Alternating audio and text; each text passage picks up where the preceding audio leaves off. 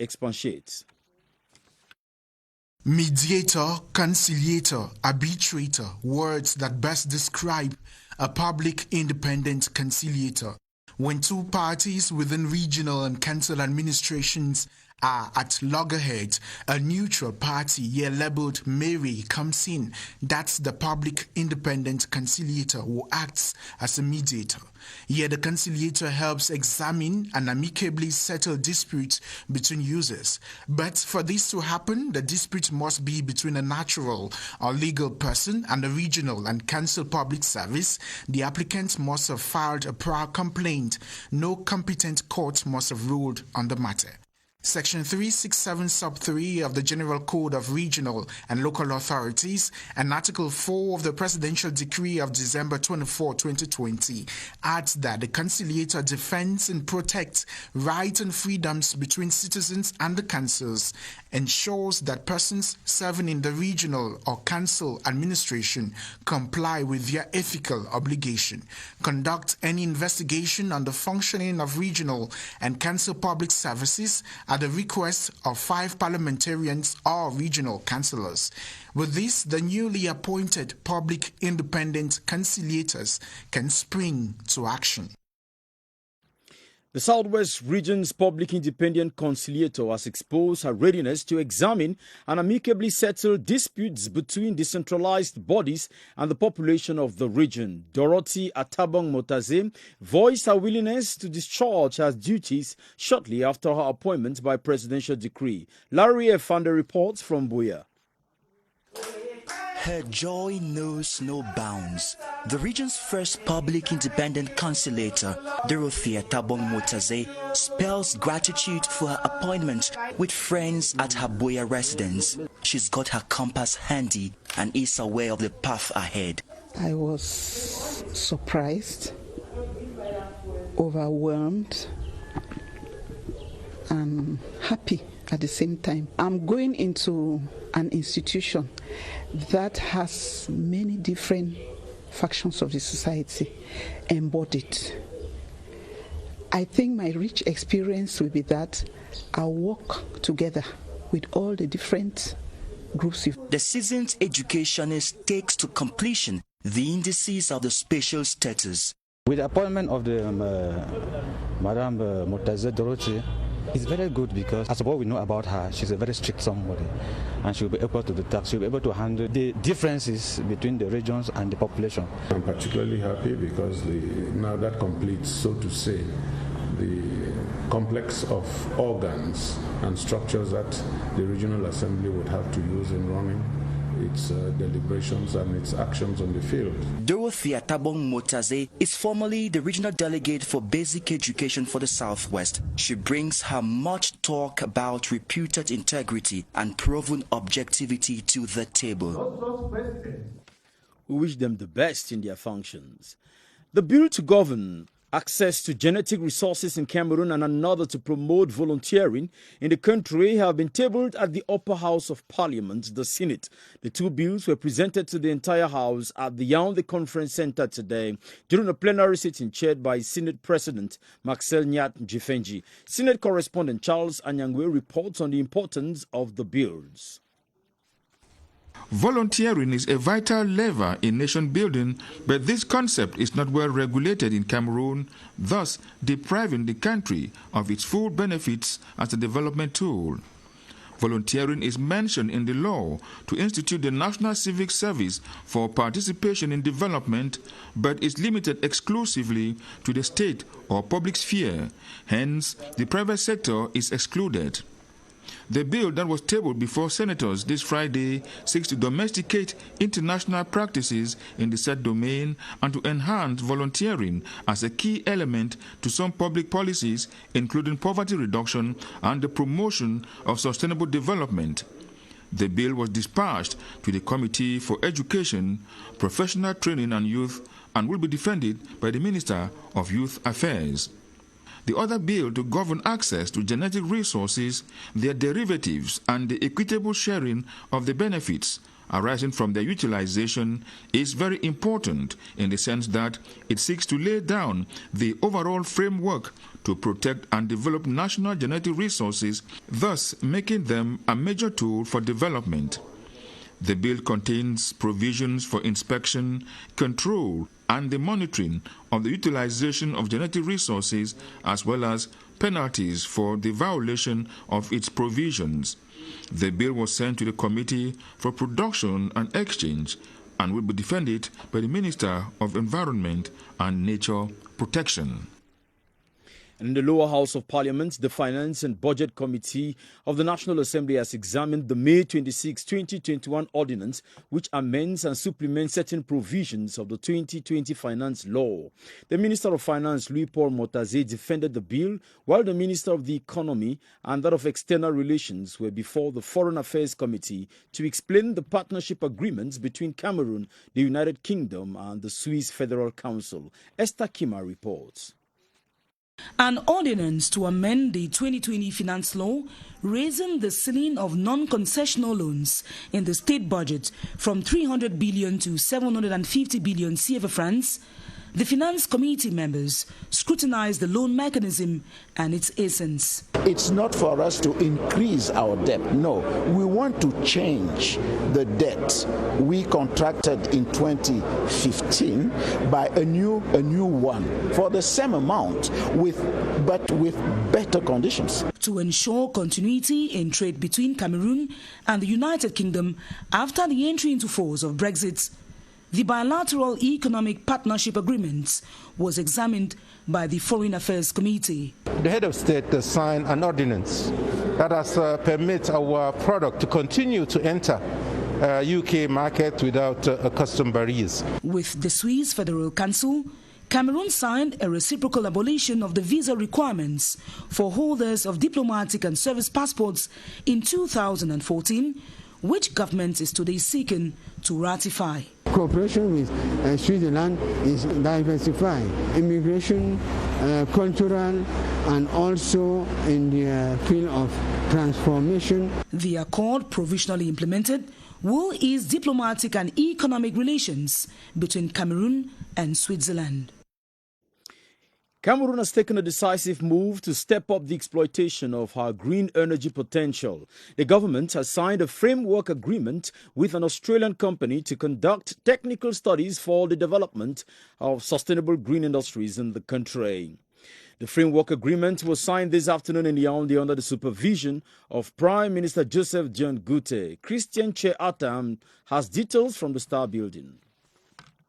The framework agreement opens the way for Fortescue Future Industries to conduct technical studies and draw up a roadmap for the development of sustainable green industries in Cameroon. The Minister of the Economy, Alamin Ousmane Mey, signed on behalf of Cameroon, while the chairperson of Fortescue Future Industries signed for his company. This is an agreement which commences now the full investigations to turn Cameroon into a very major producer of green energy and the all-important element to end global warming, which is green hydrogen. For Cameroon, the development of the renewable green industry sector will open new possibilities for economic growth. This country can be a major producer of green hydrogen, which of course can convert to green ammonia, can be used to make fertilizers, to make metals, to make everything the world needs. Have mobility for trucks, airplanes, ships, all from green hydrogen. Prime Minister Joseph John Gute, who chaired the ceremony, said the framework agreement will further boost Cameroon's green energy sector, already equipped with considerable hydropower infrastructures. Cameroon will be present at the first ever Antalya Diplomatic Forum to hold in the weeks ahead in Turkey. The Minister of External Relations will represent the country. The Turkish government's invitation to the Minister of External Relations was delivered by Turkey's ambassador to Cameroon, Volkan Isksikci. Charles Sebune reports. The Antalya Diplomatic Forum will be holding for the very first time as an initiative of the Turkish government. Can compare to World Economic Forum in Davos. It has been the initiative of my minister. It will be the first time it will be organized. And to participate too, for the very first time, on the first edition of the Antalya Diplomatic Forum is Cameroon. And that perfectly explains the audience granted the Turkish ambassador to Cameroon. He will be there as a panelist. He will take part of one of the panel on Africa. Cameroon and Turkey have a varied diplomatic relation. He will take the opportunity to meet my minister and the other ministers, regional ministers who will be there.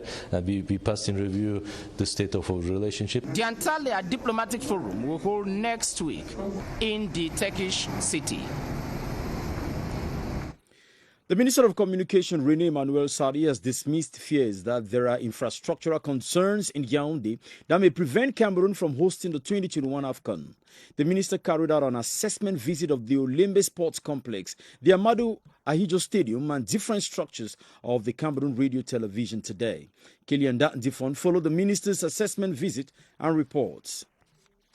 Yaoundé is a crucial pole to host the 2021 Total Africa Cup of Nations AFCON, and the Minister of Communication wants to know the general and specific situation. See by myself what has been done in the domain of communication to be sure that our country will be able to broadcast all the events concerning the competition which is forthcoming. At the Olembe complex, there are things to iron out by the subcontractor for communication installations. The biggest job that we have to do is the media cables that has to be pulled between the Obivan area and the captation areas for the cameras. 60% of the material is ready in Douala. We will bring it to Yaoundé by next week. The captation box are ready in Europe, and we will put it in the container by next week as well. But the promise to respect deadlines is firm, including the friendly match of the Indomitable Lions. We will be able to play an international match here in August. Minister René Emmanuel Sardi also visited the Amadou Ahidjo Stadium with related transmission infrastructures. I have visited all the equipments for journalists, for the broadcast, and I can say that we are completely ready in that stadium. Then CRTV National Radio Station and the Production Center and Balatu. I also saw the adequate equipments. With the Director General, we visited all these equipments. From what I saw and from the assurances that I had from people in charge of those works, that is in Fandena or in Olembe and so on, they have told us that everything would be ready. So I think I'm finished my visit with a lot of satisfaction and a lot of assurance. The day-long visit was in the company of the Director General of CRTV, Charles Ndongo, his deputy, Emmanuel Wongebe, and other officials from CRTV and the Ministry of Communication. Let's now take a listen to the Minister of Communication, René Emmanuel Sardi, after the assessment visit, what he had to say. He was speaking to Ndak Kilian. I must say that I was impressed by what I saw in Olembe. Not only that I saw concerning my own domain, but generally speaking, it's an impressive achievement. And we have to pay tribute to the President of the Republic, who really decided to offer our youth, his country, such a marvelous achievement. It's really wonderful. People must go there and see by themselves. And a lot of people have been saying that the works will not be achieved on time, but I had all the assurances by the company in charge of the construction of this stadium, the company which is named McGill, and I mean, the assurances are there. Everything will be ready. And they said by September, most of the different compartments of that stadium will be ready. That's the Minister of Communication, Rene Emmanuel Sadi, after his visits of the different stadiums and structures under CRTV today. Now, the Minister of Territorial Administration, Paul Atanganji, has handed over relief aid to refugees from the Central African Republic in Kenzu in the Kadai division. 400 refugees received the relief aid made up of food and other items. The minister had already handed over President Paul Biya's relief package to those in Garabulai in the Lom and Jerem division. On the Kenzu lab, here is Ibneza Akanga. Kenzu is located 115 kilometers from the Kadai divisional chief town Baturi and 10 kilometers from the Central African Republic. According to the mayor of the council, the refugee population in the council area is more than the host population, engendering lots of difficulties. The donation made by the head of state is to alleviate the plight of the refugees and the host community. The relief aid was handed to the refugees by the Minister of Territorial Administration, Paul Atanganji. Through their representative, the refugees expressed deep gratitude to the Cameroonian people and their head of state, Paul Biya. I am satisfied with the gesture of the head of state. We say thank you, Mr. President. Paul Atanganji took several hours to personally supervise the distribution of the relief packages. The beneficiaries have told us to express their profound satisfaction and thanks to President Paul Biya, because they have realized that President Paul Biya is not only the father of the nation, but is the father for Africa. On behalf of all the populations of the Kadai division and all the population of Kenzu subdivision, to thank the President of the Republic for this act. In all, 3,000 refugees from 1,250 families in Garabulai and Kenzu, as well as host communities, have benefited from the presidential relief aid. 93 staff of the Central and Devolved Services of the Ministry of Finance have received medals and letters of encouragement as appreciation for their services rendered to the nation. They were decorated by Minister Louis-Paul Motaze, assisted by the Minister of Labour and Social Security, Gregoire Owona, and the Governor of the Central Region, Nasiri Paul. Ewane Pole with details. Meritorious staff of the Central and Devolved Services of the Ministry of Finance converged in Yaoundé to receive their medals during the ceremony presided over by Minister Louis-Paul Motaze in the presence of the Minister of Labour and Social Security, Gregoire Owona, and the Central Regional Governor, Nasiri Paul. One person was elevated to the rank of Commander of the National Order of Merit, 8 awarded medals of the Officer of the National Order of Valor, and 2 were handed the Medal of Public Order of Merit. Meanwhile, 38 other state employees in the ministry received letters of encouragement, and 44 frontline personnel also received labor medals of honor. We did a lot of sacrifice to preserve the state in this moment of multiple crises. My hierarchy have recognized the effort. It is encouraging us to work harder than before. The 93 staff awarded medals and letters of encouragement within the traditional May 20 medal for 2021 were urged to continue working hard and contributing to nation building. Health personnel of the Crtv District Hospital have been praised for the fight they put up against the spread of the coronavirus pandemic. The Minister of Public Health, Dr. Manauda Malachi, also promised to equip the district hospital to enable personnel attend to the health needs of the population, as we hear in this report by Cyril Nwazeke. The Crtv District Hospital is in need of technical equipment, from its laboratory to other services. The necessity to equip the hospital is pressing. Visiting the medical structure Friday, Health Minister Dr. Manauda Malachi promised something will be done. We are going to see how to provide a scanner here, how to provide a reanimation unit here, and how to do the best take care of our compatriots. The present state of the fight against the COVID-19 pandemic in Crtv was also reviewed, intensifying sensitization campaigns for vaccination while continuing to respect barrier measures was a point of focus during the meeting. To galvanize the health personnel in order to ameliorate the rate of vaccination.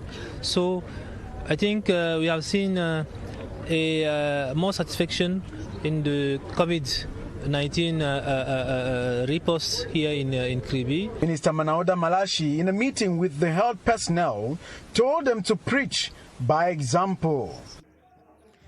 The construction of the 225 kilowatt power transmission line from Kongsamba to Bafoussam and a Bombang to Yaoundé will go on hitch-free. The confirmation is from the Minister of Water and Energy, Gaston Elundu Esomba, at the end of a tour of some localities in the East, Centre, Littoral and West regions where the project had been halted due to issues of compensation and tradition. Clarissa Retakang comes back on the highlights of the tour in this report. The destruction or not of sacred forest and trees, farmland and other property, and families not on the list of those to be compensated. These are some of the issues resulting from the construction of the 225 kilovolt power transmission line from Kongsamba to Bafoussam and Abongbang to Yaoundé. It was thus an evaluation and stock-taking tour embarked on by the Minister of Water and Energy in the Centre, Littoral and West regions. While the development goal prevailed in some localities, it came with additional expenditure in others, 100 million CFA francs more, to change the course of electricity transmission cables in Batunta village. Nevertheless, you are confident before the end of this year you are going to commission this project. You sensitize the population and you get the agreement to continue the work. The socio-economic gains have brought smiles. This gigantic project is going to invite big investors who need energy to be able to function. So I think that also create employment for the youth. The works are 90% gone. With a new electrical generation, transmission and distribution system in Bafoussam, the West and Northwest regions are looking forward to receiving 225 kilovolts regular power supply and drops in voltage becoming a thing of the past. And the governor of the West region has chaired the first semester coordination meeting of the operational committee for the maintenance of order in the West region. The meeting took place in Buda in the Bamboo Tools division. Details in this report by Chanceline Nanze. The cultivation and consumption of cannabis, the profanation of tombs, the adulteration of fuel, kidnappings, rape, road accidents, and most recently the riot in Fumbot are some of the security challenges the West region has faced since June 2020. We've registered so many attacks at the level of our region, especially the divisions bordering the West region and the Southwest region. Several projects which would have helped in the development of the region, that is dragging on. The case of Baba Jubamenda, the basin of Bambutos, as well as the road leading from Kwekong to Banjul. But it hasn't only been about the negative, as the region has witnessed an economic boom due to the construction of some roads. A lot has been done economically since the issue of the AFCON. Because of that, so many projects have been registered and executed in this region. Concerning the COVID-19 pandemic, the West region remains the third highest hit in Cameroon, with a total of 7,221 confirmed cases and 234 deaths. As of date, just 10% of the target population has been vaccinated so far in the region. So we've come to the end of this edition of the 7:30 News. At 8:30, Ata Badinoma will be here with the news. I'll be back tomorrow at 7:30 for the news. So have a wonderful evening. God bless you.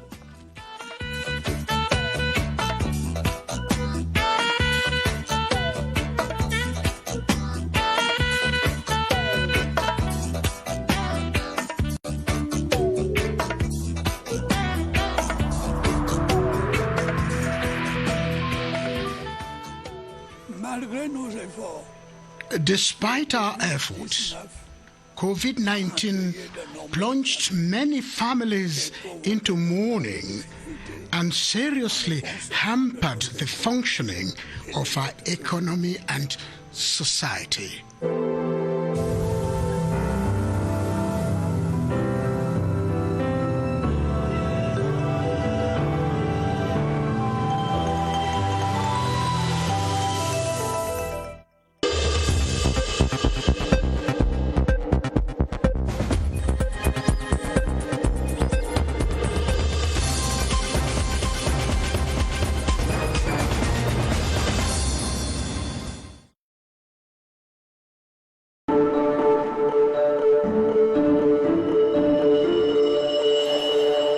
Our world today is full of uncertainty. But then, do we really need to be worried? If the infrastructures that are built today could bring development to our region,